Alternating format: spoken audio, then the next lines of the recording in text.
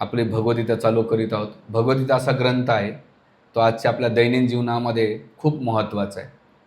हां, तर त्यासाठी तुम्ही एक डायलॉग ऐकला असेल यूट्यूबला किंवा सोशल मीडियावर पाहिला असेल, "काय को ये दुःख कब खतम होंगे?"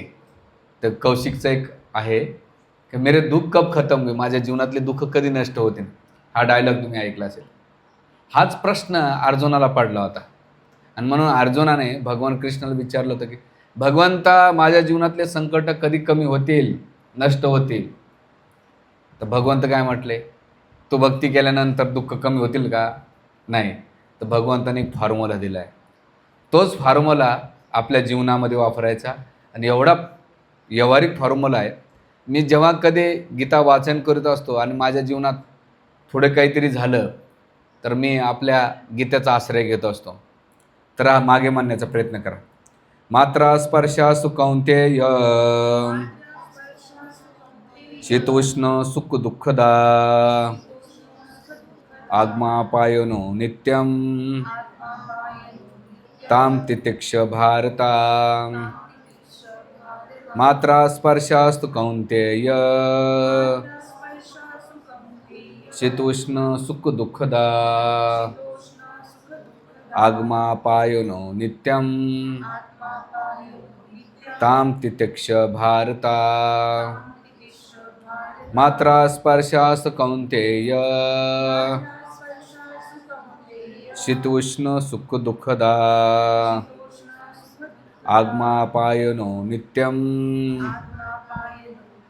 ताम तितिक्ष भारता. शब्दशः अर्थ भाषांतर हिज डिवाइन ग्रेसेस भक्तिवेदांत स्वामी श्रील कृपादंतरे. हे कौंतेय, तात्पुरती उत्पन्न होणारी आणि कालांतराने विनाश पावणारी जी सुखदुःखे आहेत, ती हिवाळा व उन्हाळा यांच्या येण्या जाण्याप्रमाणे आहे. हे भरतवंशजा, ती सुखदुःखे इंद्रियांना होणाऱ्या जाणीवेपासून निर्माण होतात.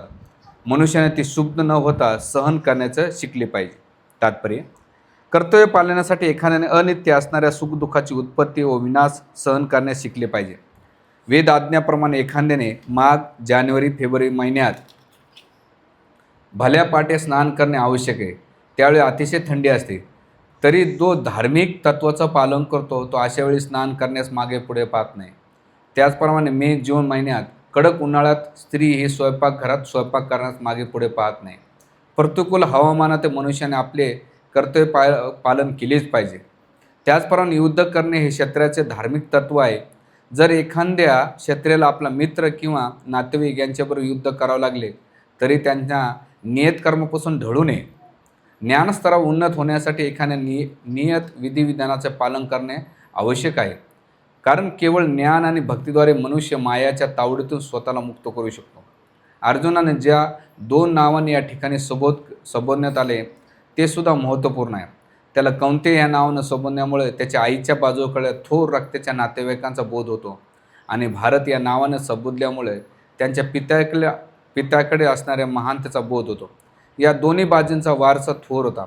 थोर वारसामुळे योग्य कर्तव्य पालनाची जबाबदारी वाढते. म्हणून अर्जुन युद्ध करण्यास टाळू शकत नाही. हरे कृष्ण.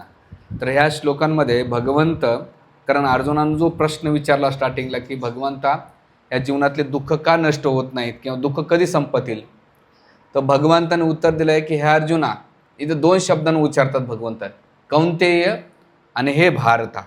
कौंतेय म्हणजे कुंतीपुत्राच्या बाजूना, म्हणजे मामाच्या बाजूना. म्हणजे भगवंत म्हणतात की माझ्या कुळातून तुझी आत्या आलेली आहे, तुझी आई आलेली, माझी आत्या हे तुझी आई आहे, तर आमचं कुळ बघ. आणि दुसरं भारत. भारत म्हणजे जे भरत महाराजांच्या वंशात आलेले आहेत, तर हे दोन्ही कुळं अतिशय पावन आहेत. तर असा शूरवीर व्यक्ती त्यानं काय केलं पाहिजे, ह्या जगातले दुःख आहेत ना, आगमापायनं नित्यम, ते येत राहतील, जात राहतील. जसं आता उन्हाळा आहे, उन्हाळ्याच्या पहिले काय होता, हिवाळा. आता उन्हाळ्याच्या नंतर पावसाळा, पावसाळ्यानंतर हिवाळा. हे ऋतुमान चालत राहणार आहे, याला तुम्ही बदलू शकत नाही. तसं जीवनामध्ये सुखानंतर दुःख, दुःखानंतर सुख. म्हणून ह्या जगामध्ये सुख कसं आहे, रेल्वेचे 2 डबे असतात ना, आणि त्या 2 डब्यामधली जेवढी जागा असतात तेवढंच सुख आहे. बाकी ते डबे आहेत ना, ते दुःखाचेच कारण आहेत. पण तरी आपण ती रेल्वे काय वरती डब्बा वळते, तसं संसार आपल्याला त्या थोड्याशा सुखामुळं आपण ते संसार वळण्याचा प्रयत्न करतो. म्हणून इथं भगवंत सुखदुःख तसं मान अपमान, कधी मान होईल कधी अपमान होईल, कधी सुख येईल कधी दुःख येईल, कधी जय होईल कधी पराजय होईल. म्हणजे हे जे द्वंद्वाचं जगत आहे, इथं स्टेबिलिटी कधीच नसणार आहे. म्हणून भगवंत अर्जुनाला म्हणतात न ताम तित्यक्ष भारता, सहन करायचं आहे. आणि कसं? अनित्यता. म्हणजे इथे हे जे जे येणारे काळ आहे अनित्य आहेत, परमनंट नाही, हे टेम्पररी आहेत. जसं तू सुख दुःख न मागतं दुःख येतं आहे, तसं न मागता सुद्धा सुख येणार आहे. सुखाला मागण्याची गरज नाही. तुम्ही किती जरी देवाच्या मंदिरात कोणी घंटी जाऊन वाजवत नाही, देवा मला दुःख दे, नाही, सुख मागतंय. पण त्या सुखावर काय होत आहे? दुःख पण भेटते. जसं तुम्ही कधी फणस खाल्लं असेल, घर खायला आवडतं पण त्या घराच्या पहिले काट्या असतात, असं सहजासहजी भेटत नाही. म्हणजे कोणतंही फळ घ्यायचं असेल तर पहिले तुम्हाला नाही का आता बीटचं आपलं याचं बेलाचा ज्यूस बनवतात आमच्याकडे कधी कधी, पण ते बाहेरून किती कणक असतं, ते फोडल्यानंतर त्याच्यातलं ज्यूस निघतंय. तसं जीवनात काहीतरी बिल पे केल्याशिवाय तुम्हाला तुमच्या जीवनात सुख प्राप्ती होऊ शकत नाही. म्हणून इथे अर्जुनानं आपल्यासारख्या साधकांना अर्जुनाच्या माध्यमातून शिकवले की ह्या जीवनामध्ये जी सुख आहे किंवा जी परिस्थिती आहे त्याला नाही का तुम्ही बदलू शकत नाही. कारण तुमच्या हातात हा प्रश्न विचारायचा तुम्ही, तुमच्या हातात आहे काय? तुमच्या हातात जन्म होता का? चॉईस करताना म्हटलं हेच आईबा पाहिजे, धीरभाई अंबानी असेल, मुकेश अंबानी असेल तरच मला जन्म द्या. प्रकृतीनं तुम्हाला जन्म दिला, तुमच्या हातात होतं का? त्याच्यानंतर जरा इच्छा असताना तुमच्या हातात म्हातारपण कमी करण्याची ताकद आहे का तुमच्या? तुम्ही ब्युटी पार्लरमध्ये जाऊन तुम्ही 2 थर लावता तो वेगळा विषय, पण तुम्ही म्हातारपणाला वाचू शकता का? आहे का तुमच्या हातात? बरं, तुमच्या हातात व्याधी, तुम्ही किती म्हटले मला आजारी नाही पडायचं, आपोआप तुम्हाला आजारपण येते. आणि सगळ्यात महत्त्वाची गोष्ट बरं, मृत्यू आहे का तुमच्या हातात? मग ह्या 4ही गोष्टी ज्या आपल्या हातात नाही आहेत आणि आपण त्याच्याबद्दल चिंता करतो, तर मग आपण चिंता करून स्वतःला मानसिक ताण का करून घेतो? जी गोष्ट आता याच्यावर जर आपण डीपली अभ्यास केला तर आपल्या नियंत्रणात काय आहे, जे पहिले आपल्याला हे प्रॉब्लेम समजणं महत्त्वाचं आहे की आपल्या नियंत्रणात काय आहे. बायको आपल्या नियंत्रणात आहे, नवरा आहे का, आई वडील आहेत का, सासू सासरे आहेत का, शेजारी पाजारी आहेत का, तुमच्या ऑफिसमधला बॉस आहे का तुमच्या नियंत्रणाखाली? कोण कोणाच्या नियंत्रणात आहे? मग आता तुम्ही म्हणता नाही प्रभूजी आम्ही काय करू, सगळ्या जागाच बदलू. आम्ही काय करू, इथून नाही का लोक अमेरिकेत शिफ्ट होतात, भारतातले कंटाळा मग अमेरिकेत, पण अमेरिकेत काही झालं की बोंबलं तिकडे येतात. अमेरिकेतले लोक म्हणतात नाही अमेरिकेत सुख नाही म्हणून चंद्रावर जातात. सगळेजण जागा बदलल्यानं तुम्हाला वाटतं तुमच्या ह्या जीवनातल्या तुम्हाला तुमच्या जीवनात नाही का स्टेबिलिटी नाही. तुम्ही कुठे राहा, लोकांना बऱ्याच लोकांना वाटतंय की आम्ही चांगल्या सिटीमध्ये पॉश एरियामध्ये राहिलो. जसं पुण्याचे लोक हिंजेवाडीत राहिलं म्हटलं ना खूप छान, पण हिंजेवाडीचे प्रॉब्लेम वेगळे. आता नाशिकवादल्या लोकांना वाटतं की नाही गंगापूर रोडले भारी तिथं फॅज, पण गंगापूर रोडचे प्रॉब्लेम बघा. तुम्ही किती जागा जरी बांधलेल्या तर हे भौतिक जगत असं बनवलं आहे भगवंतानं. बाळा तू किती फिर, पिंजऱ्यामध्ये उंदरानं किती फिरलं तर पिंजऱ्यामध्ये जे आहे तेच भेटणार आहे. जोपर्यंत पिंजऱ्याच्या बाहेर येणार नाही तोपर्यंत मुक्तपणे संचार होऊ शकत नाही. तसंच या संसारामध्ये जी परिस्थिती आहे ती भगवंत म्हणून आपल्याला सहन करण्यासाठी किंवा आपल्या जीवनात येणारे हे 4 कारण येतं ज्यामुळं आपल्याला सहन करायचं शिकलं पाहिजे. आता का बरं केलं पाहिजे? तुम्ही सगळ्यांनी ABCD पाहिली असेल. ए आपल्या हातात नाही, ठीक आहे, बी आणि बी नंतर काय सी आणि सी नंतर डी येते. बी म्हणजे काय बर्थ, बर्थ म्हणजे जन्म, आणि डी म्हणजे डेथ मृत्यू. जन्म आणि मरणाच्या दोन्हीमध्ये एक गोष्ट येते सी, सी म्हणजे चॉईस. जन्म आणि मृत्यूच्या जीवनामधला जो असेल तुमच्यासमोर चॉईस आहे, चिंता घ्यायची, टेन्शन घ्यायचं, त्या दुःखाला कमी करायचं का सहन करायचं, या चॉईसवर निर्भर राहणार आहे की तुमचं फ्युचर असणार आहे. तुम्हाला बी आणि डी मधला, कारण याच्यामध्ये तुम्ही म्हणता नाही ह्या दोन्हीच्या याच्यामध्ये तुम्ही कुठे गेलं तर चॉईस तुमच्या हातात, जी चॉईस तुम्ही निवडणार ते तुमचं फ्युचर बनणार आहे. म्हणून आचार्य आपल्याला ह्या वैदिक ग्रंथाच्या माध्यमातून सांगतात की प्रत्येकाने ज्या आपल्या हातात काय आहे ते आपण समजलं पाहिजे. जसं इथे 4 द्वंद्वाचं वर्णन करण्यात आले. डीप ग्रंथाचा जर अभ्यास केला तर 4 हे दुःख तुमच्या जीवनात येतात. याला जर तुम्ही समजून घेतलं तर बऱ्यापैकी तुम्ही नाही याच्यातून बाहेर निघू शकतात. ते कौशिकचं म्हणतं विकी कौशल आहे ना, त्याचं फेमस ऐकलं ना, की काय दुःख कब खतम होगा, असा डायलॉग फेमस ऐकला असेल तुम्ही. कधी संपेल, तर तिथे तर त्याच्याच आधारे हा श्लोक आहे. म्हणून पहिला जो वेग आहे, याला म्हणतात षड वेग. वेग सहनशीलता. तुमच्या जीवनात जन्म घेतल्यापासून वेगाची सहनशीलता असणार आहे. पहिलं वेग काय आहे? काम, डिझायर्स. एवढे अनगणित डिझायर येतात. असं म्हटलं जातं 60,000 विचार आपल्या मनामध्ये दिवसाचे येतात. तुम्ही थांबू शकता का? बरं, तुम्ही किती विचार केला, डिझायर केल्या, तर त्या पूर्ण होतील का तुमच्या? आता बरेच जावई एवढे आनंदी झाले की त्याला धोंड्याचा महिना आला, पण मोदी साहेबांनी अनाउन्समेंट केली, काय झालं? सोनं. आता पेट्रोल, आताच येताना सांगत होते पेट्रोल पंपवर पेट्रोल भेटणार. म्हणजे इथं पहिला जो वेग आहे, काम, आपल्या इच्छा, ते थांबत नाही. आणि मग त्यासाठी त्या काम इच्छा पूर्ण नाही झाले की लोक काय करतात, तन तन तन तन करीत राहतात. अरे बाबा, तू तन तन करून काय होत आहे? त्या वेगाला तू सहन केलं असतं तर संबंध चांगले राहते. पण आता कामाचं काय? टायमावर पाणी नाही दिलं, टायमावर जेवण नाही दिलं, टायमावर कोणी गोष्ट केली नाही की आपण काय करतो, त्या वेगाला सहन नाही झालं की मग ॲग्रेसिव्ह होतो, भांडण करतो. प्रॉब्लेम सॉल्व्ह होतात का तुमच्या तनतनीनं? तुम्ही भांडण करून होतं का? नाही होत. त्यापेक्षा बेटर आहे की शांत बसा, जाऊ द्या. कामामध्ये लस्ट पण येते. आजच आमच्या ब्रह्मचारी ट्रेनिंगमध्ये आम्हाला सांगवलं जाते की बऱ्याच वेळा आमच्याकडे डिस्कशन होतं, बाबा लस्टला कसं कंट्रोल केलं पाहिजे.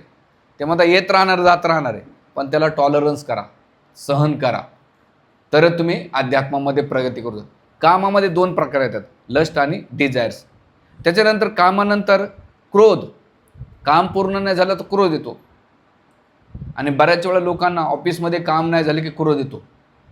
आमच्या ऑफिसमध्ये आमच्या बॉसला काय भूत गजायचं माहीत नाही, असं तन तन तन तन. मला वाटलं कंपनी बदलले ना, दुसऱ्या कंपनीत जाऊया. पण असं काय नाही, रंगरूप बदललं पण त्याचे स्वभाव नाही बदलले लोकांचे. दुसऱ्या कंपनीत त्याच्यापेक्षा जास्त अवलदी भेटला. त्याला म्हटलं ही बी कंपनी सोडून जाऊ, दुसऱ्या ठिकाणी जाऊ. तिसऱ्या ठिकाणी गेलो, तिथं बी तसे नमुने. म्हटलं कुठे गेले, पळसाला 3च पानं होते. मग जिथं आहात तुम्ही तिथं तुम्हाला काय करायचं. म्हणून पहिली गोष्ट काय? काम, क्रोध, लोभ. लोभाला सुद्धा सहन केले पाहिजे. आता कामाला कोण कंट्रोल केलंय? हरिदास ठाकूरांना कंट्रोल केले. ती वेश्या आली होती आणि म्हटली मी एवढी सुंदर आहे आणि तुम्ही माझ्यासोबत भोग करा. ते म्हणले थांब, माझा जप होऊ दे. आणि 3 दिवस नाम जप केला. 3 दिवसानंतर त्याच्या हृदयात परिवर्तन. त्यावेळेस हरिदास ठाकूरांनी काय केलं? सहन केलं आणि त्यांची प्रगती झाली कामाला. क्रोधाला काय केलं? अंबरीश महाराज, दुर्वासा मुनी एवढे क्रोधित झाले. अंबरीश महाराजांनी काय केलं? नुसतं सहन केलं. जो सहन करणं ही कमजोरी नाही आहे, तर सहन करणं ही तुमची आंतरिक शक्ती आहे. कमजोरी नाही आहे, तर ती तुमची शक्ती वाढवते. तुम्ही आतून किती इनर जे म्हणतात ना विल पॉवर नाही का तुमची किती. क्रोधाला कोणी जिंकलं? अंबरीश महाराज. आणि दुर्वासा मुनींना क्रोधाला जिंकलं नाही, तो वैकुंठातून वापस आले. ते लोभ. आजकाल लोक लोभामध्ये अडकून जातात. आम्ही एक पाहिलं, अधिकारी खूप पैसे जमा केले आणि जसं खरंच बाबांना लोभ केल्या पण 1 मिनिटात खाला आला. त्याच्यामध्ये खूप, आता ते तुम्ही पाहिलं असेल नेट पेपर, त्या मराठवाड्यामध्ये माटेगावकर म्हणून एक मोठा फेमस क्लासेस होता. थोडंसं लोभापायी आज त्याचं मार्केट डाऊन झालं. माणसानं लोभाला थोडं सहन केलं तर खूप गोष्टी, पण लोभ जर सहन नाही झाला तर त्याचे दुष्परिणाम होतात. म्हणून हे षडवेगाला सहन करणं खूप महत्त्वाचं आहे. त्या वेगाला नाही केलं, आता क्रोधाच्या वेगामध्ये बघा ना, लोक काही चुकीचे डिसिजन घेतात, जीवनभर पस्तावतात. ते सेंट्रल जेलच्या लोकांना भेटण्यात आलं त्यावेळेस ते आम्ही त्या टायमाला जर सहन केलं असतं ना, तर आज आमची ही अवस्था झाली नसती. म्हणून काम, क्रोध, लोभ, मद, मद म्हणजे अभिमान आणि मात्सर्य, ह्या 6 वेगाला जो, आणि शास्त्रामध्ये ज्या लोकांनी ह्या वेगाच्या अधीन झाले त्यांचं नुकसान झालं, आणि ह्या वेगाला ज्यांनी सहन केलं त्यांचा नाही का फायदाच फायदा झाला. पण आपण टेम्पररी विचार केला तर टेम्पररी रिझल्ट भेटणार आहे, पण लॉंग टाईमचा विचार करून जर तुम्ही सहन करता त्याचा एंड रिझल्ट खूप छान होतो. म्हणून हे पहिलं याला म्हणतात षडवेग सहनशीलता, याला सहिष्णुता म्हटल्या जाते आपल्या शास्त्रामध्ये. दुसरं आहे भगवद्गीतेनुसार द्वंद्व. द्वंद्व तुमच्या जीवनात, सुख दुःख, शारीरिक असो मानसिक असो, सुख दुःख येत राहणार आहे. जय पराजय, तुम्ही तुमच्या लाईफमध्ये सक्सेस होतान, फेलियर होतान, सक्सेस होतान, फेलियर होतान. व्यवसाय असो, नोकरी असो, लग्न कार्यामध्ये असो, संबंधामध्ये असो. मान अपमान, कधी मान बी होईल.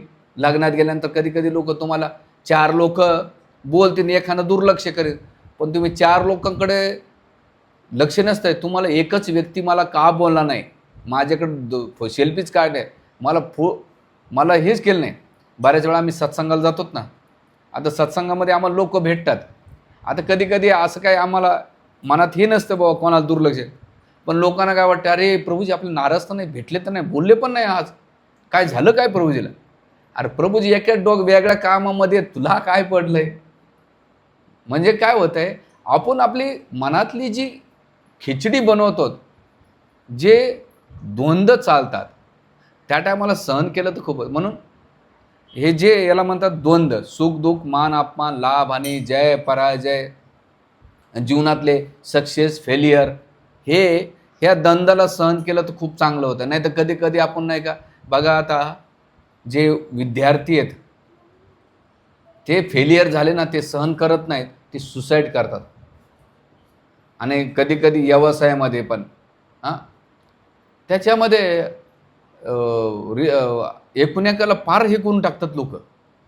म्हणजे त्यांना सहनच होत नाही दुःख व्यवसायामध्ये किंवा कशामध्ये. अरे बाबा एक काळ जाऊ दे. जेव्हा तो सक्सेस होता तेव्हा उड्या मारला, पण आता फेलियर आल्यानंतर पुन्हा तो काळ जाणारच आहे. म्हणून याला म्हणतात भगवद्गीता, भगवंत म्हणतात हे येत राहणार आहे, कुठे जा. जसं आता आम्ही सत्संग कार्यक्रम करतो, सगळ्याच कार्यक्रम सक्सेस होता असं नाही आहे. बरं, कार्यक्रम केल्यानंतर सगळेजणच भक्ती घेतील असं बी नाही आहे. पण आपण काय करायचं, सहन करायचं आणि आपली ड्युटी करायची. की प्रत्येकजण त्या ड्युटीमध्ये ज्याचे ज्याचे कर्म असतील त्यानुसार तो कार्य करतो. याला म्हणतात द्वंद्व सहिष्णुता, याला सहन केलं पाहिजे. तिसरं आहे परिमता सहिष्णुता, दुसऱ्याचं मत ते सहन करणं. दुसऱ्याचं मत सहन करणं खूप कठीण आहे बरं. घरामध्ये जर सून एखादी सजेशन देते, सासू ह्या शब्दाचा अर्थ काय, सारख्या सूचना करणारी सासू, आणि सून म्हणजे काय, सूचना नको. परिमत सहिष्णुता, इथे काय होतंय, आपलं मत लादतात आणि त्या मताला क्रॅश झालं की भांडणं होतात. नवऱ्याचं मत वेगळं असतं, बायकोचं मत वेगळं असतं, आईवडिलाचं मत वेगळं असतंय, मुलांचं मत वेगळं असतं, भाऊबंधकाचं मत वेगळं असतं, नणंद जावाचं मत असतं. प्रत्येकजण परिमत सहिष्णुता, ते मत व्यक्त करतील, पण त्या मताला तुम्ही रिॲक्शन करता का सहन करतात याच्यात खूप चांगलं आहे. काही जणांचं कसं असतं माहिती आहे का, टिट फॉर टॅट, तिथून काय बाण फेकावं, याने कोण काय गोळी मारावं, असे काही लोक पाहिले. म्हणजे काही जणांना होतच नाही. पण मी त्याच्यात एक गोष्ट पाहिली, पण मी बारीकनं अभ्यास केला. ज्याशी आपलं जमतंय ना त्याने किती शिव्या घालू द्या, तुम्हाला त्याचे शब्द म्हणजे काय, कानाला अमृततुल्य वाटतात. पण तुमचं ज्याच्याशी जमत नाही ना, तो तुम्हाला चांगला बोलला तरी त्याच्यात नाही का तुम्हाला नाही का तिरकटपणाच निघते, का व्यक्तीशी जमत नाही. म्हणून इथे आपल्याला काय करावं लागेल, आपल्याला व्यक्तीचे संबंध सुधारावे लागेल. म्हणून घरामध्ये लोकांचे क्रॅशेस काय होतात, कारण परिमत सविष्णुता नाही आहे. मी त्याचं का ऐकावं? आजच माझ्याकडे दोघं भावाचे प्रॉपर्टी भांडणं चालू गेल्या 6 महिने, आणि एवढे ते टोकाला गेलेले आहेत. भावानं सगळं केलं मोठ्या, पण लहान्याला वाटलं आता मी दिलं तर कसं व्हायचं, आणि त्याला तो भोंग्या चालणार वेगळं, पण एम्प्लिफायर मागच आहे. एम्प्लिफायर तुम्हाला कळालं असेल. पण त्याला म्हटलं, बाबांनो, प्रॉपर्टी येत राहणार जात राहणार आहे, माणसं सांभाळा. तुमचं आता वय 55 जवळ, किती वर्ष जगणार म्हटलं? पण तुम्ही 100 वर्ष जगा, मी काय लवकर माराय बसलो नाही म्हटलं. पण तेवढ्या प्रॉपर्टीसाठी तुम्ही तुमचे रिलेशन, तुमचे पोरं, तुमच्या माताजी एकूण एकाला हे करतात. तर तिथे परिमत जी सविष्णुता आहे ती राहिली नाही. जो तो आपली भडास काढण्याचं काम करतो, आणि जेव्हा त्या भडास तर निघून जाते, पण त्याचे दुष्परिणाम नाही का होते. म्हणून कधी मत व्यक्त करताना हे मत माझ्या किंवा समोरच्या व्यक्तीचं फायद्याचं आहे का याच्याबद्दल आपण विचारलं पाहिजे. कधी कधी आपला इगो असतो, कधी इगोमुळं आपण चुकीचे असू शकतो, पण समोरचा बरोबर असतो. पण आपला इगो काय म्हणतो, नाही तू बरोबर आहे, तू समोरचा चुकीचा आहे. आणि मग जेव्हा इगो तुमच्या जीवनात येतो, अहंकार, आता या भावामध्ये काय झालं, लहानाला वाटते तू मोठा असून त्यांना हे करावं, मोठ्याला वाटते मी मोठा आहे पण लहान आहे त्यांना ते करावं. बाकीच्यात मरण काय राहिले, बाकीच्या परिवारासोबत दोघांनी इगो धरून बसलेले. किरकोळ गोष्ट आहे, पण ती इगो आता याच्याकडे पहिले एका ताटामध्ये जेवायचे, पण तेच भाऊ मत व्यक्त करताना पेटून जातात. मुद्दा असा आहे की याला म्हणतात परिमत उत्कर्ष किंवा सहिष्णुता. हे सहन करणे पेलं पाहिजे. आपण जेव्हा दुसऱ्याच्या मताचा आदर करतो तेव्हा समोरचा आपल्या मताचा आदर करेल. जेव्हा समोरच्याला आपण आदर सन्मान देऊ तर तेवढाच लोक मान सन्मान आदर देतील. हे बघा, जसं तुम्ही या प्रकृती मागदे वागता तसं प्रकृती तुम्हाला आदान प्रदान करणार. पण तुम्ही म्हणता प्रभूजी काही लोक असे की आम्ही किती चांगले वागू द्या, ते आमच्याबरोबर तिरकटच घुसतात. सोडून द्या, तुमचं जीवन एकावर बसलेले का, त्याला बाजूला करा ना, सोडून द्या ना. स्वतःला डिस्टर्ब करून घेऊ नका, कारण दुसऱ्यासाठी तुमचं लाईफ नाही आहे. तुम्ही तुमच्या स्वतःसाठी जगलं पाहिजे. तुमच्या जीवनात तुमचे मुलं राहू द्या फोकस. एखाद्या व्यक्तीमुळे स्वतःला विचलित करून घेऊ नका. कुठेही गेले, कसेही गेले, काही होत नाही. तुम्हाला एक रिअल घटना सांगतो, सांगू की नाही मला माहीत नाही. मंदिरात 4-5 वर्षापूर्वी एक लेडीज यायची इथे काउन्सिलिंगसाठी टेम्पलमध्ये, आणि आल्यानंतर तिचं पती पत्नीचे भांडण व्हायचे, आणि साहजिक घरामध्ये भांडण झालं. तर त्या पतीचा जो मित्र होता तो खूप गोड बोलायचा, वहिनी वहिनी म्हणायचा, आणि नंतर हळूहळू त्यांच्यामध्ये कम्युनिकेशन वाढत गेलं. नंतर हळूहळू ते फ्रेंड झाले, आणि अशी अवस्था झाली की ते मग रिलेशनशिपमध्ये यायला लागले होते. म्हणजे तुम्ही एक प्रॉब्लेम सॉल्व करायला गेले, पण त्याच्याबरोबर दुसरे 4 प्रॉब्लेम तुमच्या लाईफमध्ये येऊन गेलेले आहेत. म्हणून टॉलरन्स हे लाईफमध्ये जेवढं तुम्ही तुमचे पेशन्स वाढवतात, कारण तुमची आता सिच्युएशन बदलण्याची आहे का ताकद तुमच्याकडे? तुम्ही पॉलिटिकली, फॅमिली, फिजिकली, सोशली तुम्ही कोणाला काय चेंज करू शकतात? आहे का तुमच्याकडे ताकद? नाही आहे. पण त्यामुळं तेवढ्या गोष्टीला तुम्ही जर टॉलरन्स केलं, सहन केलं, तर तुमचं जीवन खूप सुखदायक आणि आनंददायक जाते. पण थोड्याशा प्रॉब्लेमला, छोटासा सुखाला मोठे प्रॉब्लेममध्ये वाढून जाते. हे बी चाललं का क्लास तुम्हाला? नाही ना? म्हणून याला पहिलं जे टॉलरन्सची 3rd लेवल काय आहे? पहिलं टॉलरन्स काय? षडवेग टॉलरन्स. दुसरा वेग काय? द्वंद्व टॉलरन्स. तिसरं सहनशीलता काय? परिमत सहनशीलता, दुसऱ्याचा मताचा आदर करणं. वैचारिक मतभिन्नता असावी, पण मनाची मतभिन्नता नसावी. इथे माझं प्रभूजीचं वैचारिक वेगवेगळे असतात दृष्टिकोन, त्यांचा विचार असते, माझे पण विचार असते, पण ते विचार तेवढा डिस्कशन पुरता नसले पाहिजे. पण जेव्हा तुम्ही डायनिंग टेबलवर येतात किंवा एकत्र येतात, तर त्यावेळेस तुमचे वैचारिक बाजूला ठेवून मनाची जी मनाचं जे संबंध आहे ते खूप महत्त्वाचे. प्रत्येकजण आपले विचार मांडणार आहे, पण त्या विचारामधून आपण जेवढं चांगलं, याला म्हणतात सारग्राही, भारग्रह नाही. सारग्राही मीन्स काय करतो, कोंबडी बघा दिवसभर चोचीचे दाणे चोच मारते, दगडं लागतात तिला, पण दाणा लागते तेवढं खाते. बघितलं असेल तुम्ही बऱ्याच वेळा ते कचरा कुंडीमध्ये, डस्टबिनमध्ये. तुम्ही खेडेगावात गेला असेल तर ते शेणखताचे मोठमोठे ढिगा असतात, तिथं पुढं दाणे भेटतात, पण ती पायानं उकरत राहते, चोच मारते, पुन्हा उकरत राहते. ते काय करते, शोधत राहते. तसंच आपल्या लाईफमध्ये आपण प्रत्येकाच्या जीवनातून काहीतरी पॉझिटिव्ह घेऊ शकतो. पण आपला माइंडसेट असं झालेलं आहे की आपण लोकांमध्ये नाही का 80% 90% लोक चांगलं कधीच बघत नाहीत. माझा तर अनुभव असा आहे की लोक 90% दुसऱ्याचे निगेटिव्ह पाहतात. तुम्हाला दुसऱ्यामध्ये चांगलं पाहण्यासाठी ट्रेस द्यावा लागतं डोक्याला.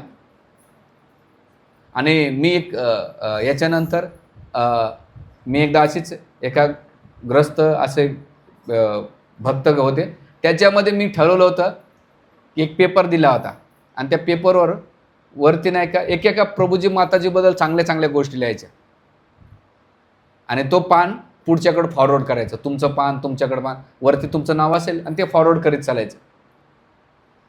आणि मी ते पाहिलं, एक अनुभव घेतला की प्रत्येकाला विचार करावा लागायचा की ह्या प्रभूजीबद्दल, ह्या माताजीबद्दल काय लिहावं. इथून सुरुवात. एक माताजी एक म्हणते, ही एवढी भांडकुटं, हिच्याबद्दल काय लिहायचं. हे प्रभूजी तर कधी धड बोलत नाहीत. म्हणजे तुम्ही होते 25 लोक, त्या 25 लोकांमध्ये 1.5 तास गेला चांगली गोष्ट. आणि मग तो सेशन ठेवल्यानंतर पुन्हा मी पेज दिला आणि मग त्या प्रभूजी माताजी निगेटिव्ह लिहा, धडाधड धडाधड असं निबंध लिहायला लागले. असे मोठे पॅरेग्राफ लिहिले. मला वाटलं की IPSCचा पेपरच देऊ राहिलेत काय की. मग याला काय म्हणतात, महत्त्वाचं काय की परिमत सहिष्णुता हे आपल्याकडे नाही आहे, त्याच्यामुळे क्रॅशेस होत. भगवंत हे शिकवतात आपल्याला गीतेतून, दुसरं काही शिकवत नाही. आणि चौथं आहे पर उत्कर्ष सहिष्णुता. दुसऱ्याचं सक्सेस पाहून ज्वलसी होणं, त्याच्या सक्सेसला टॉलरन्स न करणे. हा माझ्यापेक्षा प्रगती का करतोय. मग घरामध्ये भावाचा असू द्या, भाऊ जावाचा असू द्या, ननंद भाऊजाईचा असू द्या, ऑफिसमध्ये कलिग्स जे असतात एकूण एकाचे विनाकारण जलेसी करत, पॉलिटिक्स खेळत राहतात, एकूण एक टंगडे खेचत राहतात. कॉर्पोरेट क्षेत्रामध्ये पाहिलं एवढं. आता आमच्याकडे एक भक्त येतं, महिंद्रामध्ये होते. ते म्हणले, प्रभूजी एवढी लॉबिंग चालते, साऊथ इंडियन वेगळी, नॉर्थ इंडियन वेगळी, महाराष्ट्रीयन लॉबिंग. ह्या वैतागापायी मी फार फ्रस्ट्रेट होऊन गेलो. मी आता जिंदाल कंपनीमध्ये एक कार्यक्रमाला गेलो होतो. म्हणजे प्रभूजी क्या पता नाही का, इतर इतना पॉलिटिक्स चलता है कि मग फ्रस्ट्रेट वगैरे लगा की मला लगा सब्जी बेचू इससे अच्छा इनके. ह्या गोष्टीपेक्षा मी भाजी विकलेली बरी, ॲटलिस्ट मला नाही का सुखानं लोक बोलतील तरी चांगलं. आणि तो व्यक्ती काय साध्या पोस्टला नाही, मोठ्या पोस्टला आहे. तिथं काय आहे, पर उत्कर्ष सहिष्णुता, दुसऱ्याचं सक्सेस पाहून ज्वलसी करणं. बरं, त्याचं सक्सेस त्याच्या कर्मानुसार भेटलंय.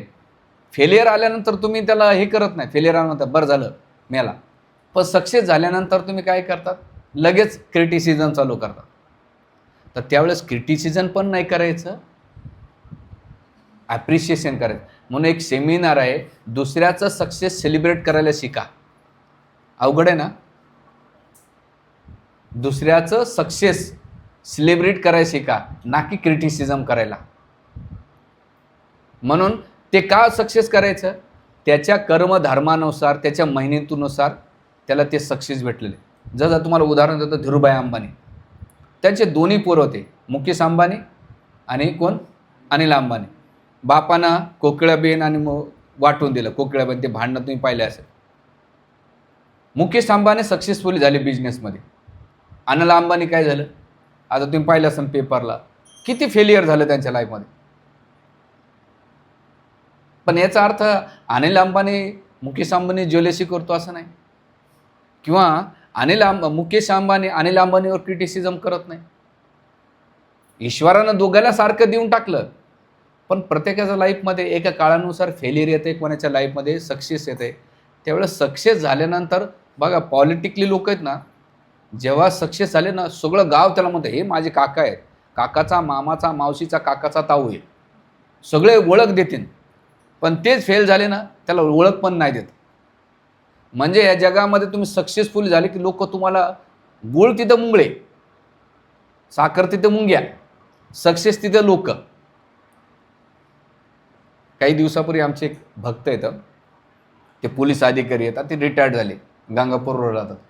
तर त्यांच्या काही मित्राचं मुलाचं लग्न हॉटेल एक्सप्रेशनमध्ये होतं आणि त्या मुलाचे पातळी फाट्यावर नाही का ते क्रेशर मशीन असतात बघा, बघितलं असेल तुम्ही क्रेशर, त्या मुलाचं लग्न तिथं होतं एक्सप्रेशन. प्रत्येक व्यक्तीला रेमंडचा सूट होता आणि प्रत्येक लेडीजला पैठणी साडी होती. जेवणाचे 25 तसे, त्याच्यामध्ये बरोच काही ते, आणि ऑर्केस्ट्रा आणि हे मोठमोठे पॉलिटिक्स, मोठमोठे अधिकारी, बिझनेसमॅन सगळेजण होते. आणि मग हे प्रभूजी गेले, त्या कार्यक्रमाला अटेंड केले. ते नाशिक क्लबला रोज जातात आणि त्याच्यात त्यांची ओळख आहे आणि बऱ्याच वर्षापासून ते आहेत. मग ते लग्नाच्या दुसऱ्या दिवशी माझ्याकडे आले. म्हणलं काय झालं प्रभूजी काल तुम्ही? म्हणजे काल लग्नाला गेलतो. म्हणजे कसं झालं? म्हणजे प्रभूजी आम्ही भेटलोत खरं आहे, पण आमच्या सगळ्यांचा विषय काय होता, आमच्यातला एक, अरे हा एवढा वाटतो याच्याकडे पैसे असतील किती.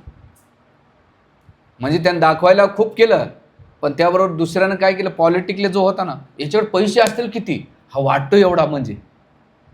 म्हणजे तिथं मित्र कमी झाले. काय झाले, तुम्ही जेव्हा दाखवण्याचा प्रयत्न करतात तर तुम्हाला ती प्रतिष्ठा थोडी भेटते, पण तुमचे एनवी करणारे पर्सन तुम्हाला जास्त भेटतात.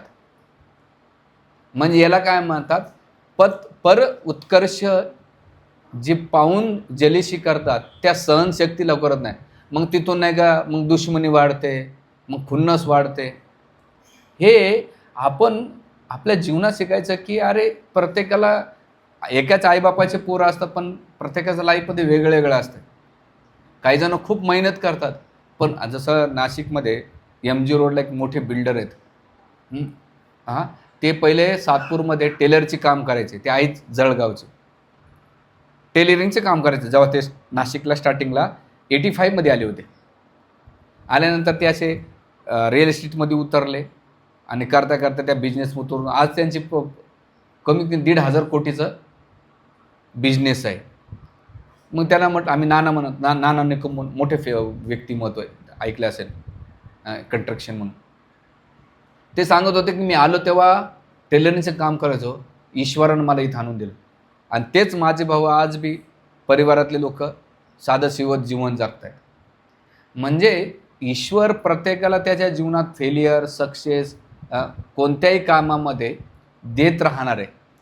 त्यामुळे याच्यामध्ये दोनच गोष्टी समजायच्या, एक तर पूर्वकर्मानुसार चांगलं किंवा वाईट भेटतंय, आणि दुसरं ईश्वराची म्हणून आपल्या जीवनात दुःख भेटतात ना, किंवा फेलियर येत आहे, किंवा जे काही होतं आहे सक्सेस होतं आहे, या 3 गोष्टीमुळंच होते. भागवतामध्ये पहिल्या स्कंदामध्ये जेव्हा धर्म आणि पृथ्वी यांची चर्चा चालत होती की लाईफमध्ये जी ट्रॅजेडी येते याला कारण काय, त्याचे 3 कारण देतात. एक तर प्रारब्ध, मागच्या जन्माचं. दुसरं आहे कर्म, म्हणजे तुम्ही वर्तमान काळात जे कर्म करतात त्याचं रिएक्शन. आणि तिसरं आहे स्वभाव. मग याचे 3 उदाहरण ते देतात. प्रारब्धामध्ये दशरथ महाराज त्यांनी कळत न कळत श्रवण बाळाचं काय केलं, बाण मारला, आणि त्या घटनेमुळं श्रवण बाळाच्या आईवडिलांनी शाप दिला. शाप दिल्यानंतर भगवान रामचंद्र वनवासात गेले. तर त्यावेळेस त्या दुःखामध्ये दशरथ महाराजाने देहत्याग केला. तर त्यांच्या जीवनात कशामुळं भेटलं, प्रारब्धामुळं. कैकेयीच्या जीवनामध्ये दुःख कशामुळं आले, तिच्या कर्मामुळं. तिने ऐकलं कोणाचं, मंत्राचं ऐकलं, लगेच कर्म केले. कर्म केल्यानंतर खूप भावनात गेले. मग ते 2 वरदान मागितले, रामचंद्र गेले, सीता गेली, लक्ष्मण गेले, दशरथ महाराज गेले, स्वतःचा पुत्र निघून गेला. तिच्या जीवनात दुःख कशामुळं भेटलं, तिच्या कर्मामुळं. मंत्रानं मार खाल्ला कशामुळं, तिचा स्वभाव होता चुगल्या करणं. याचं त्याचं सांग. ह्या बक्षी पार्कमध्ये काय चाललं आहे, प्रोफेसर कॉलेजमध्ये काय चाललं आहे, ह्या बिल्डिंगमध्ये काय चाललं आहे, त्या सत्संगामध्ये काय चाललं आहे, या परिवारामध्ये काय चाललं आहे. या चुगल्या करणाऱ्या जी मेंटॅलिटी असते त्यांच्या स्वभावामुळं, जसं मंत्रांना मार खाल्ला तसं या स्वभावामुळं होतं. म्हणून लाईफमध्ये जे इथे भगवंत आपल्याला प्रारब्धाचं हे जे देत आहेत, सहिष्णुता, सहनशीलता हे दिलेले. म्हणून एक ध्यानात ठेवायचं की ह्या 4 गोष्टीमध्ये आपण एक पहिली गोष्ट ठेवलं पाहिजे, सर्व काही कधी तुमच्या जीवनामध्ये तुमच्यासारखं मनासारख्या गोष्टी कोणत्या भेटणार नाही. परफेक्शन कधीच नसणार आहे. तर त्यासाठी ते म्हणतात की सगळ्यात महत्त्वाची गोष्ट तक्रार करण्याच्या ऐवजी कृतज्ञता राहा लाईफमध्ये, की माझ्या जीवनात भरपूर काही भेटलं आहे. कोण ना कोणी काही, जेव्हा तुमच्या जीवनात अशी गोष्ट येईल ना, तर त्यावेळेस तुम्ही काय करायचं, तुमच्या जीवनात काय तुम्हाला बेटर भेटलं आहे त्याच्यावर फोकस करा. जसं एक स्टोरी सांगतो तुम्हाला. एक कंपनीमध्ये तो मोठ्या पोस्टला होता, जनरल मॅनेजर झाला होता. तर त्या कंपनीतले काही त्याच्याबरोबर नाही का जेलसी करत होते, एनव्ही करत होते. त्याचा प्रगती त्याला सहन होत नव्हती. म्हणून मालकाला सांगायचे की अहो, तुम्ही जो मॅनेजर ठेवला ना, तो एका संदकामध्ये त्यानं खूप धनसंपत्ती लपवून ठेवलेली आहे आणि तो कंपनीला नाही का काहीतरी घाटा करतोय. असं भरपूर तक्रारी गेल्या, खूप लोकांनी चुगल्या केल्या. ते एक दिवस त्या कंपनीचा जो मालक होता आणि तो मॅनेजर येताना म्हटलं की तू रोज एका रूममध्ये जातो आणि तो संदूक खोलतो, तुम्हाला पाहायचा आहे. तर तो मॅनेजर म्हटला, सर काही नाही त्याच्यामध्ये, तुम्ही काही पाहू नका. त्याला आणखीन डाऊट आला की नाही म्हणतो याचा अर्थ, आणि बाकीच्यांनी जे सांगितले ते खरं का ना. आता बाकीच्यांना पाहायला भेटलं नाही आणि हा मला पण नाही. ह्या म्हटला नाही मला पाहायचंच आहे. मला सर काही नाही त्याच्यामध्ये, नका पाहायला. हट्टाला पेटल्यानंतर शेवटी हा जो मॅनेजर त्याला रावला नाही. चला म्हणलं सर पाहायला. आणि मग तो आपल्या कंबराचा करदोड्याची चाबी काढतो, मळकी चाबी असते, आणि तो संदूक उघडतो. तो संदूक अतिशय तुटल्या मुठ्याला असतो.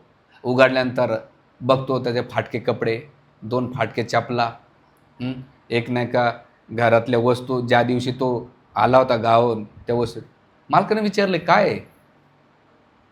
म्हणे सर, ज्या दिवशी मी आलो होतो ना, ह्या वस्तूवर आलो होतो आणि मी आज मॅनेजर आहे. रोज मी ऑफिसला जाण्याच्या पहिले, कॅबिनमध्ये जाण्याच्या पहिले ह्या गोष्टीकडे बघतो आणि मी हे आठवण करतो की मी माझे दिवस विसरत नाही. मी काय करतो, मी माझे दिवस विसरत नाही आणि दिवसभर चांगलं काम करतो. आणि आज मी जे काही सक्सेस आहे ह्याच गोष्टीमुळे मला प्रेरित करत आहे, तू कुठे आहेस आणि कुठे जातो आहेस, अजून तुला मेहनत करायची. मी माझे दिवस विसरत नाही.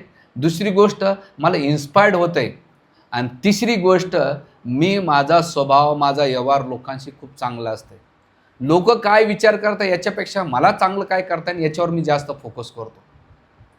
आणि जेव्हा हे वाक्य त्याच्या मालकानं ऐकलं, लिटरली डोळ्यातून आसू आला आणि सगळ्यांना सांगितलं की हा जे तुम्ही विचार करतायत त्याच्या प्रगतीची तुम्हाला तुम्ही सहन नाही केलं, पण तो वास्तविक कसा आहे. म्हणून इथे आपल्याला एक शिकायचं आहे, जीवनामध्ये कृतज्ञता राहा, ग्रॅटिट्यूड राहा. तुमच्या जीवनात कोणी भाजीपाल्यांनी ती भाजी जरी दिली, झाडूवाल्यानं झाडू जरी मारला, तुमच्या लाईफमध्ये किती लोकांनी कॉन्ट्रीब्युशन दिलं त्याच्यावर फोकस करा. ज्याने तुमच्या जीवनात तकलीफ दिलं त्याला दुर्लक्ष करा. आणि त्यासाठी तुम्हाला मंत्र दिला ना, ओम इग्नोर आहे ना मा, कोणता इग्नोर करायचा ना. माझा ते एक अनुभव, तुम्ही चांगल्या 10 गोष्टी करा, पण तुम्ही एकदा चुकू द्या, लोक AK-47ची 7च घेऊन बसतात, धड धड धड धड धड. अरे बाबा, त्याने 10 गोष्टी केल्या, त्याच्यावर फोकस कर ना. तू एक गोष्ट घेऊन त्याला किती दिवस गोळ्या घालणार आहे. म्हणून इथे आपल्याला ह्या वैदिक ग्रंथाच्या माध्यमातून शिकवलं जाते.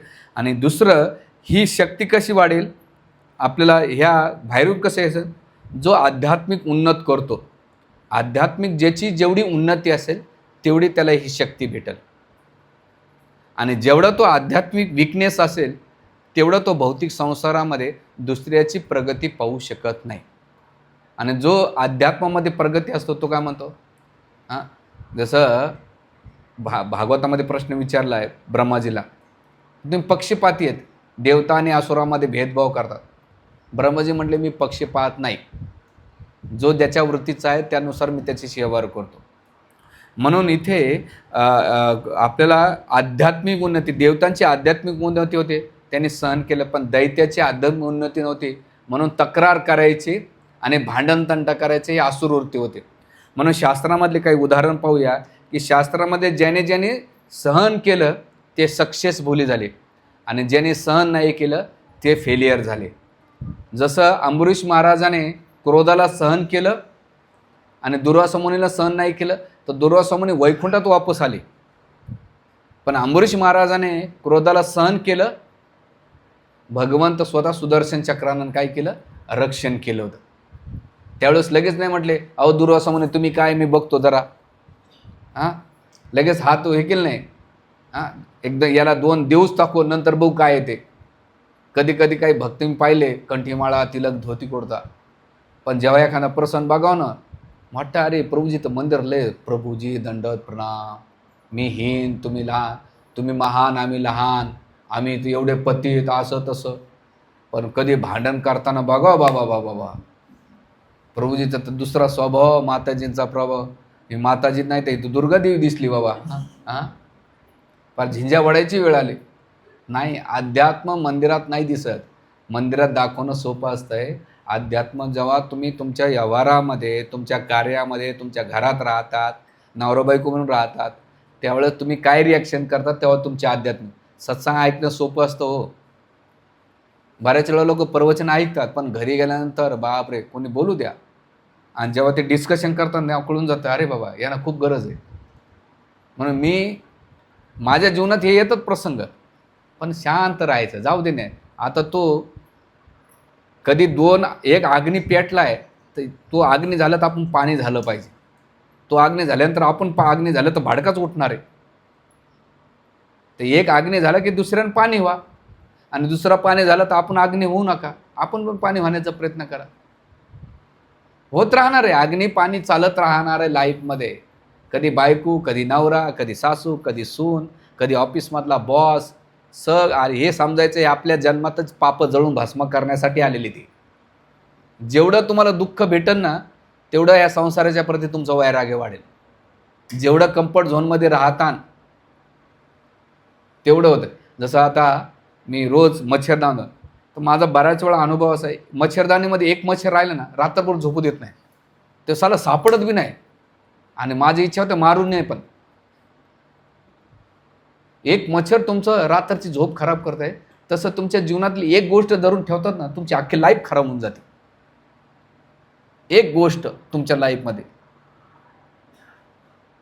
तर मच्छरहून मला नाही लगेच रिएक्ट केलं. लाईफमध्ये एक गोष्ट जर सोडली तुम्ही, तुमची जी बॅड हॅबिट आहे, तुमचं जीवन खूप होतं, पण तेवढी नेमके धरतात लोक. म्हणून इथे शास्त्रामधले काही उदाहरण बघूया आणि आपण एंड करूया. पहिलं म्हणजे पांडवाने जीवनभर संघर्ष केला.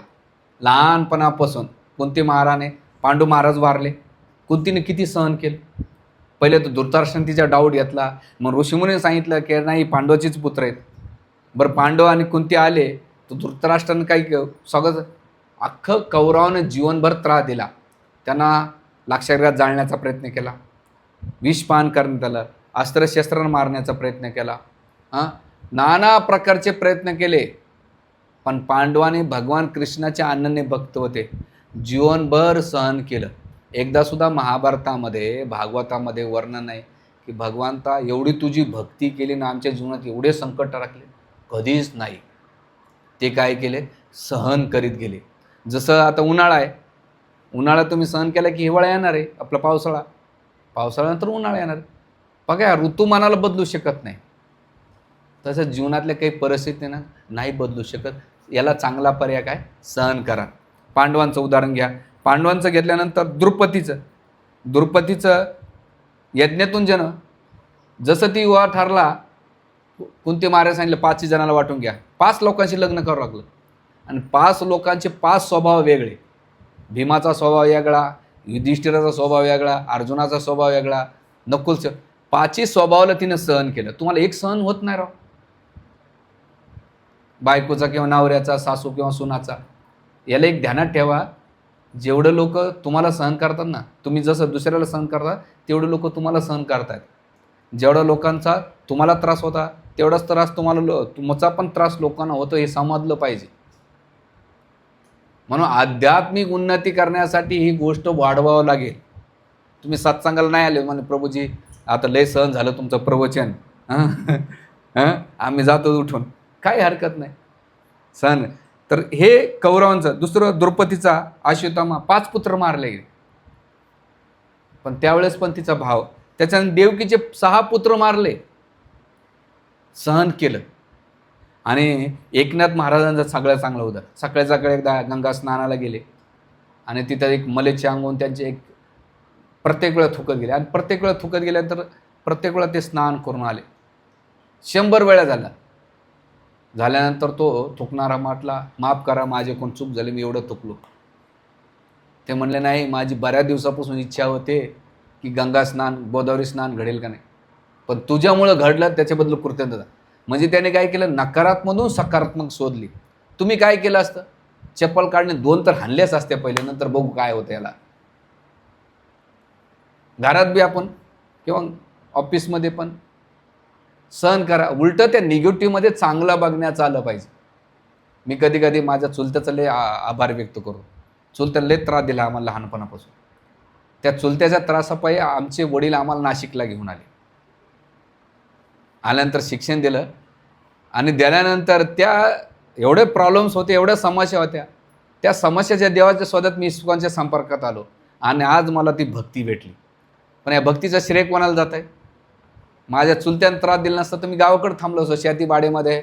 माझ्या मित्रांचे जसे लग्न झाले तसे मी लग्न केले असते. आज त्यांच्या पोरी लग्नाला आल्या असत्या, माझ्या पण आल्या असत्या. काय साध्य केलं असतं? पण मी त्याला काय केलं, त्या टायमाला वाटत होतं याला दगड मारावं का काय मारावं, पण ती गोष्ट सहन केलं. पण त्याचा रिझल्ट काय आला? आपण काय करता, लगेच रिझल्टच्या अपेक्षा नका, लॉंग टाईम विचार केला पाहिजे. लगेच विचार नाही केला पाहिजे. याचा परिणाम भविष्यामध्ये आपण ऐक ना, सब्र का फल मिठा होत आहे, श्रद्धा सबरी नुसतं पाठांतराला आहे, पण या शब्दावर कोणी फोकस नाही करत. म्हणून इथे आपण नाही का ह्या गोष्टीवर विचार करा, मनन करा. आणि जसं एकनाथ महाराजांनी काय केलं, नकर्म पाहिलं. चैतन्य महाप्रभू म्हणतात एक सगळ्यात मोठा शेवटचा सांगा की जीवनामध्ये सफल व्हायचं असेल ते सूत्र देतात. तुर्नादपी सुनेचे ना तरोरूपी सविसुना अमानेन मान देणं कीर्तनीय सदारी. आध्यात्मिक जीवनात राहू किंवा भौतिक संसार भौतिक याच्यामध्ये तुर्नादपी सुनेचे ना, गवताप्रमाणे काय करा, नम्र राहा. गवता किती पाय दिले, ते पाय काढल्यानंतर पुन्हा सळ उभा राहते. लाजवळ झाड पाहिलं की तुम्ही, टच केलं की ते लाजून जाते, पुढे गेले की पुन्हा खुलायला लागते. तसं तुमच्या जीवनात तुम्हाला बोटं लावणारे भेटतील. लाजवळसारखं राहायचं, हां आलाय जाऊ दे, आपण आग लागू तिकडे, आपण खुश राहायचं. छेडणार आहेत तुम्हाला. काय वाटतं आम्ही साधू झाल्यानंतर आम्हाला छेडत नाहीत का? अरे बाबा विचारूच नका. हां, आम्ही ज्या याच्यामध्ये राहतो तिथे बी होतात बाहेरचे लोक बी, कोण नको. तुम्ही यूट्यूबला कमेंट ऐका मला, बाबा काय शिवाय घालतात. बसमध्ये लोक आता हे प्रभूजी गाडी घेऊन येतात, हरिबोल हरिबोल इथं प्रवचन करता म्हणून गाडी घेऊन येतात प्रभूजी. एक उदाहरणार्थ ट्रेनमध्ये आता त्या 40 गावाला मी तर 2-4 टॉयलेट बाथरूमच्या तिथं उभा राहून देत नाही जागा. तेव्हा कळते आपली अवकात काय आहे. मग पर्याय काय? प्रभूजी असेल मंदिरात पण बाहेरच्या जगामध्ये काय नाही, तिथं सहनच करायचं. बाथरूमचा वास आणि लोकांचा स्वभाव. म्हटलं नाही उडी मारलं तर आपणच मरून जाऊ. म्हणून तुर्नादपी नम्र राहा, जाऊ द्या. आज मान भेटला, उद्या शिव्या. कोणी निंदा कोणी वांदा, हाच आपला धंदा. कोणी शिव्या बी घालते, कोणी नमस्कार बी करते. नमस्कार केल्यानंतर उड्या मारायच्या नाही, शिव्या घातल्यानंतर विचलित व्हायचं नाही. जाऊ द्या, आपल्याला आपलं इगो फोडण्यासाठी कोण ना कोणी देवानं पाठवलं हे समजायचं. त्याच्यामध्ये कोणी असं जर छेडायला तर भगवंतानं पाठवलेलं आहे. कारण मी भौतिक संसारामध्ये एक भक्त सांगतात, राधानाथ महाराज म्हणतात हे चांगलं, हे जग आहे ना चांगल्या लोकांसाठी नाही आहे. काय? हे जग आहे ना चांगल्या लोकांसाठी नाही आहे. म्हणून राधानाथ महाराज म्हणतात ह्या जगाला एवढं गांभीर्याने घेऊ नका जेवढं घ्यायला पाहिजे. हे जग चांगल्या लोकांसाठी नाही आहे. आणि दुसरं, ह्या जगाला एवढं सिरियसली घेऊ नका. लोक तुम्हाला सिरियसली घेत नाही तर तुम्ही लोकांना एवढं कशाला सिरियसली घेतात? आज हेवी चाललंय का हो? हां हां. म्हणून गांभीर्याने घ्या आणि तृणादपी सुने तरोरूपी सहिष्णुना, झाडासारखं सहन राहा. आंब्याचं झाड बघा ना, लोक आंबे खातात खातात दातात दोघडं मारतात. ऊन बी झेलतो बिचारं, पावसाळा बी झेलतो, थंडी बी झेलतो, फळं बी देतो, वरतून दगडं बी मारतात. दगडं तर मारतातच मारतात, तोडतात बी, तोडल्यानंतर लाकडं बी जाळतात. कितीपर्यंत तो करतो. सहन करा. अमाने न मान देणं, मान सन्मानाची अपेक्षा ठेवू नका. लग्नात गेले नाही विचारलं, नाही जेवायचं, नवरदेवाचा फोटो काढायचा, नाही काढला मरा तसे आपण चाललो, पोट भरलं. जेवाय भेटलं बाजारात, ते नवरदेव नवरी त्यांना एकूण एकच पडलं, तुम्हाला काय इंटरेस्ट पडलाय? त्याला इंटरेस्ट नसतं, त्यांना असं वाटतं कधी आठवण कधी जावा घरी. ते त्याच्या दुनियेत राहत, तुम्ही मला माझ्याकडे पाहून तोंडच वाकडं केलं. अरे मरू दे ना, खाय ना, जेवण जा, मर ना तिकडं. लोक म्हणतात मला हे दिलं नाही ते दिलं नाही. एक तर म्हातारी मेल्यानंतर गाभा म्हणून त्या पत्रिकात नाव टाकलं.